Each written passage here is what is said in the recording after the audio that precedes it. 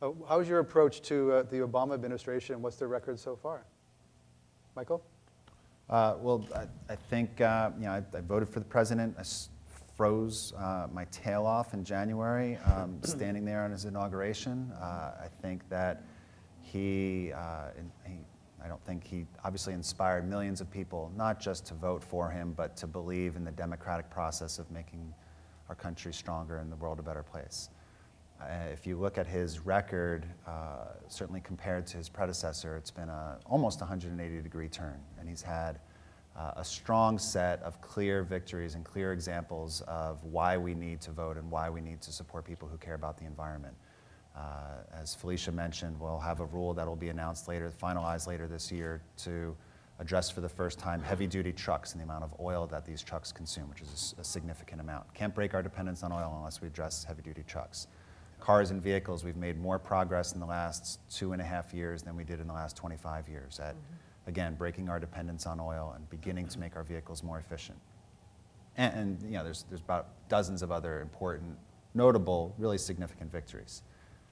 And there have been some gut-wrenching disappointments. You know, we didn't get a comprehensive climate bill, even if it was a bill that could hardly be accused of being strong. There was not an effective response to the oil spill, both in terms of the spill itself or in reducing, having a comprehensive plan to reduce our dependence on oil. And the president could have done more on both counts. And then just a couple weeks ago, we got another kick to the gut with the president's decision to not issue strong standards on smog, the ozone rule. And so when you look at his likely opponents, if you're an environmentalist, it's hard to justify that there's a comparison. You know, clearly, the president has a strong record and a strong understanding of these issues.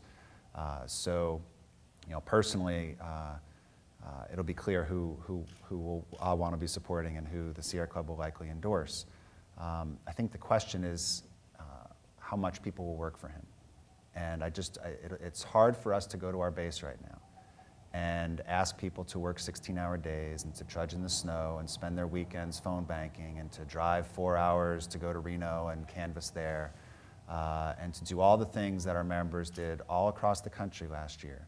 25%, just a quick note, 25% of the people who volunteered for Obama in New Hampshire were Sierra Club members. So what we're saying to the White House every day this morning is that we'll work for you when you work for us. And we've got a list of things that he has to deliver on over the next couple months in order to fully, not just get the support, but to recapture the enthusiasm that he helped to create a couple years ago. Karen, would you like to chime in on this? Well, I have my personal opinions, but I'm here to represent an organization that doesn't endorse candidates. So we have been organizationally happy with some of the things he's done and incredibly disappointed with his Friday before Labor Day decision on smog rules. But we don't endorse candidates. We have a C4 that could, but we don't. C4 being an entity that can involve that can be involved in lobbying and political endorsements, but we choose not to.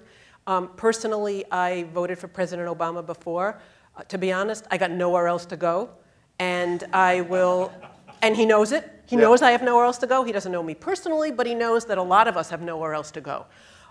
So I'll end up voting for him, but I'm going to end up voting without the same enthusiasm I had the last time, unless personally I see him doing a lot of things differently in the next year that he did in the past 3 years. So I won't not vote, and there's nobody on the other side that I would vote for, so he will get a reluctant vote from me unless I see a really big difference. And organizationally, we are mute on the subject. Vote with an asterisk. Okay. Yeah, I would say, I would figure out when I'm wearing my personal hat and my organizational hat. Let's start organizationally. No, let's just be personal.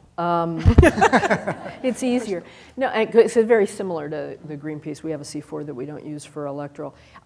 I have to admit a certain a bias or caveat here, which is that I was a part of the Clinton administration. And we had similar challenges, and we had a president who discovered by the end of his first term that the environment was a powerful populist message, and he turned into an environmentalist on many levels where he hadn't been before. But I did see the environmental movement at times adopting a let Al do it meaning Al Gore philosophy. I mean, I think David Broward told me that he had a free Al Gore bumper sticker on his car. But where it's like we forgot our 4th grade civics, which is the president doesn't get to do this himself.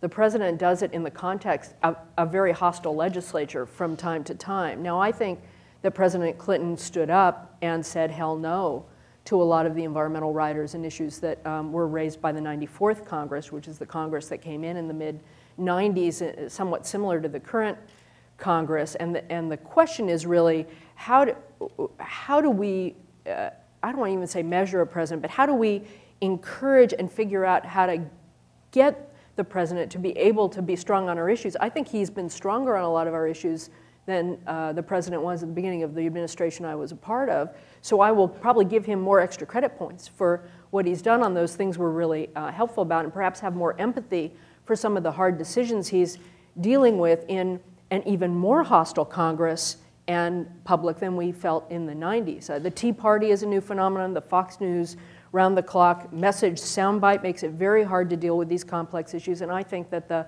Congress he's dealing with is beyond anything that we experienced in the 90s, so I'm willing to cut him a little more slack.